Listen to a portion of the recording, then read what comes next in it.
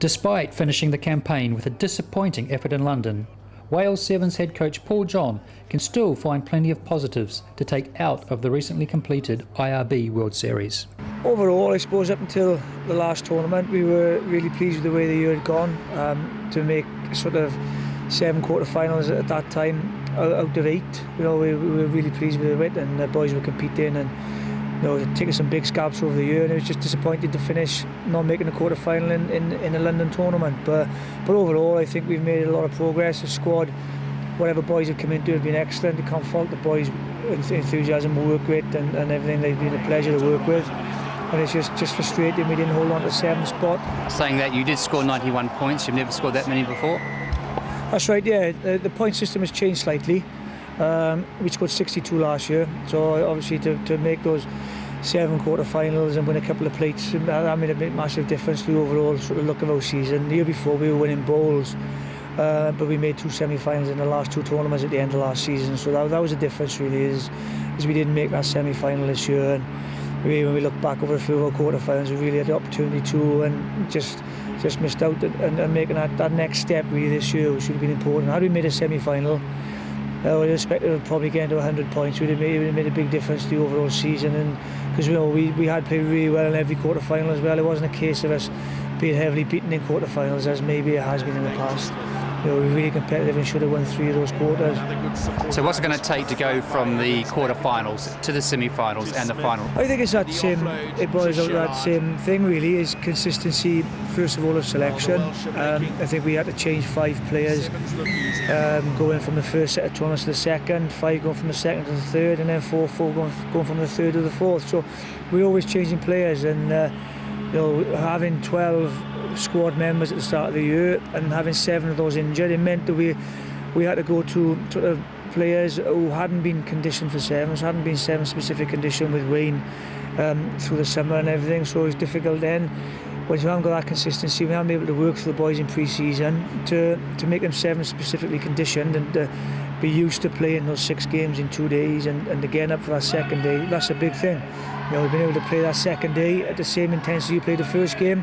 That's a big ask. Your hand was forced somewhat, having to bring a lot of young players through. Sean Bennett, Thomas Graben, Tom Haberfield. You must be delighted though the way that they've responded. Whatever player we brought in has been, as I said, a pleasure to work with. They've done their club and their region proud. Harry, first of all, Owen Williams was another one who played for us from the Blues. Tom Haberfield, the first tournaments.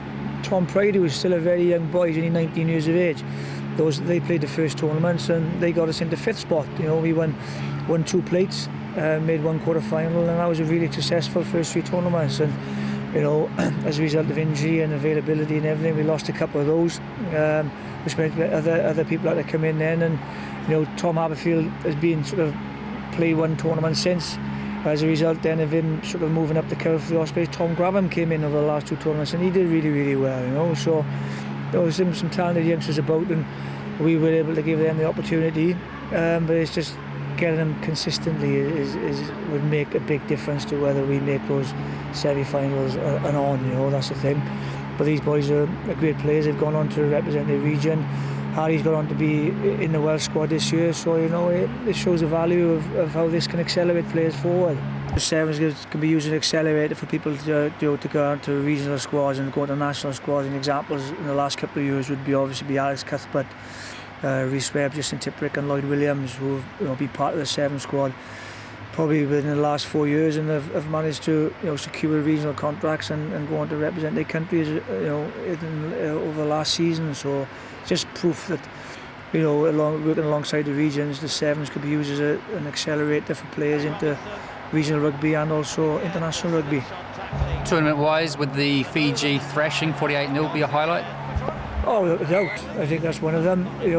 Within the first 5 tournaments, we'd beaten, I think, England, Australia, Fiji, Samoa, all those sides are above us. We'd beaten all those apart from one, and as a result of it, they beaten South Africa now, last going off in Scotland. The only one team that we haven't beaten this year would be New Zealand. We've beaten everybody else, and to beat Fiji 48-0, no one has ever done that before. So those boys to achieve that, it was a great achievement for them, and I know it sent shockwaves through Fiji, because Fijian reporters are phoning us up as a result of it. But it shows what we can do. That was a consistent squad. That was the last game of the 3 tournaments on a trot. We kept that same squad for the 3 weeks, and those boys got really close as a group, as you do when you're away, and it's just belief. Just belief, and when you believe in yourselves and you play in an environment for a while and get experience in that environment, also that anything can happen. Similarly, we struggle against some sides that, for people outside looking in, their perception would be that we shouldn't, but the nature of the Sevens is it's so competitive, and the sides are getting much stronger, putting a lot more resources into it, and as a result, much more difficult to beat now.